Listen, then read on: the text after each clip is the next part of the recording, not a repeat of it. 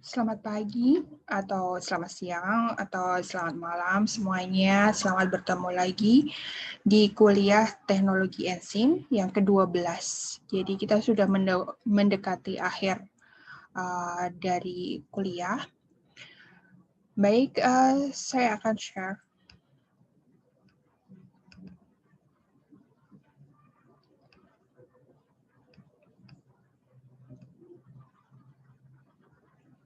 Kita masih melanjutkan untuk mengenal penggunaan enzim di dalam industri.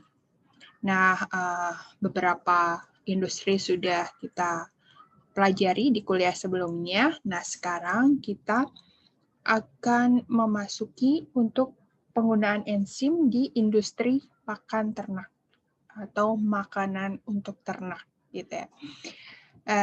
Jadi ada peran enzim di situ.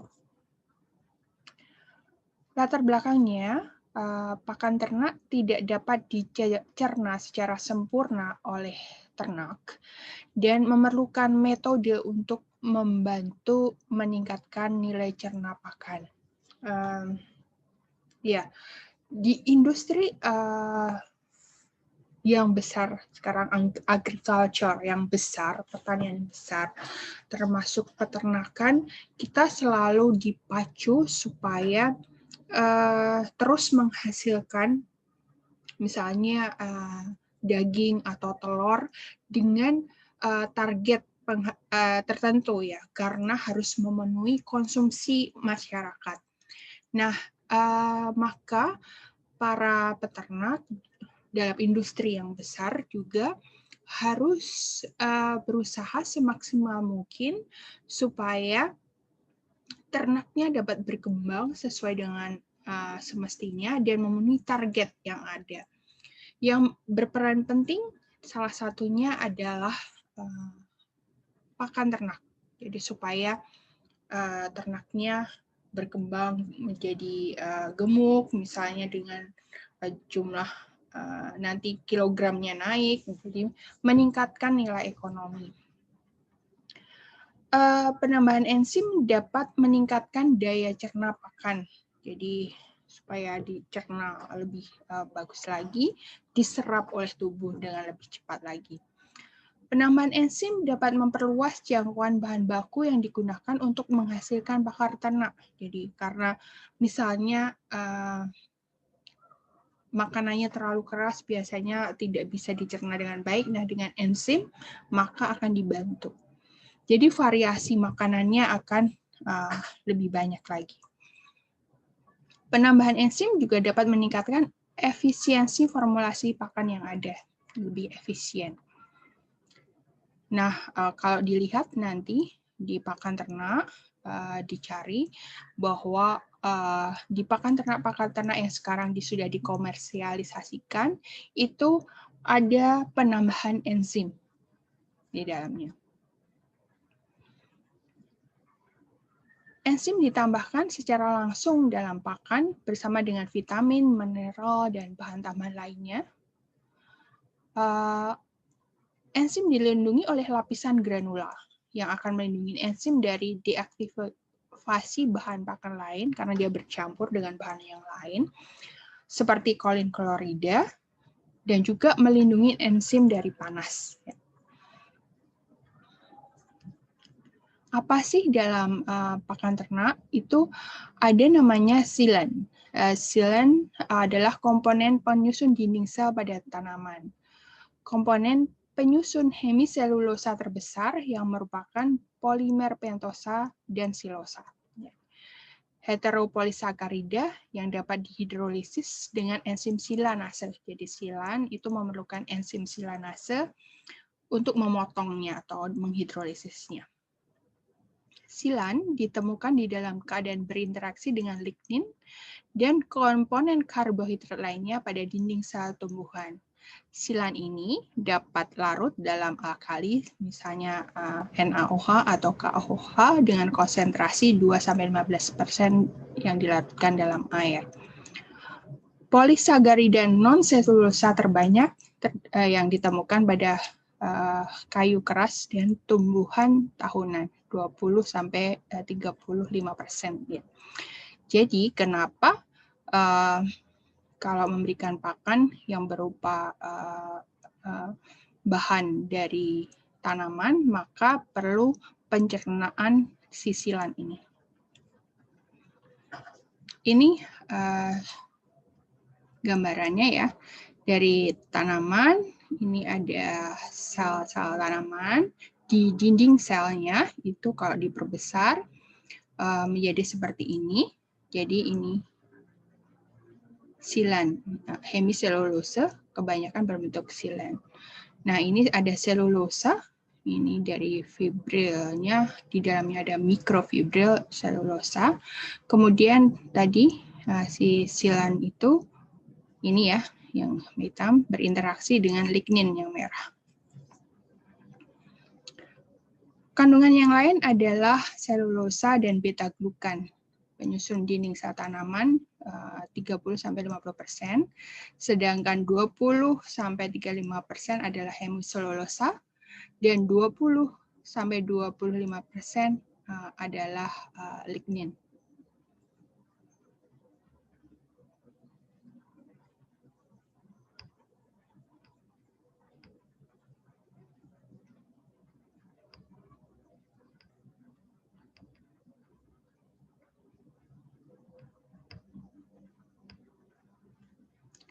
Nah,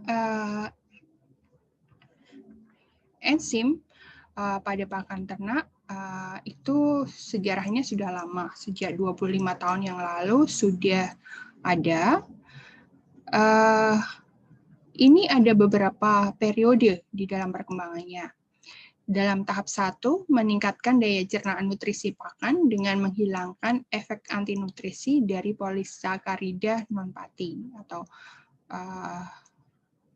disingkat NSP. Kemudian tahap 2 mempertimbangkan nutrisi selain NSP dan selain peningkatan daya cerna. Misalnya meningkatkan pemanfaatan fosfor sehingga mengurangi pencemaran lingkungan karena ekskresi fosfor di dalam kotoran ternak.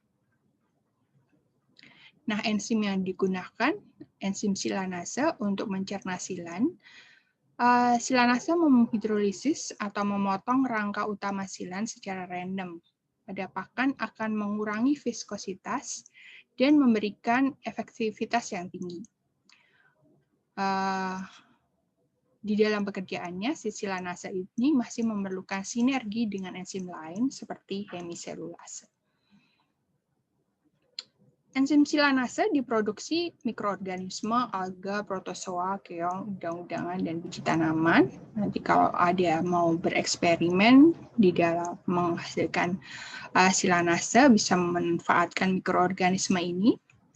Kebanyakan merupakan enzim ekstraseluler dan hampir semua merupakan protein subunit tunggal.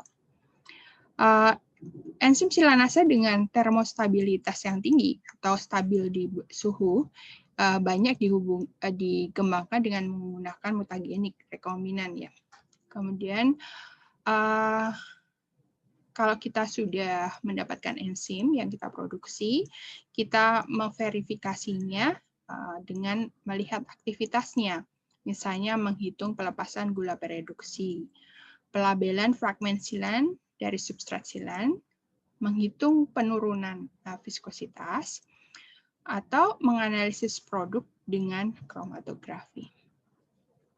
Ya, jadi dari kultur misalnya mikroorganisme, kemudian difiltrasi, diseparasi untuk melihat protein atau enzimnya ini. Kemudian diverifikasi, misalnya di bagaimana aktivitasnya, kemudian bagaimana dia bekerja di keadaan seperti apa untuk melihat aktivitasnya.